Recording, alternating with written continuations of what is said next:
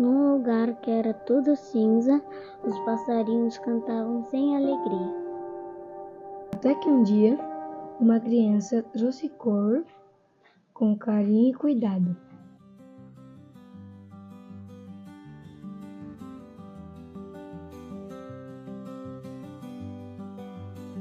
Com um pouco de cor e muito amor, tudo pode mudar.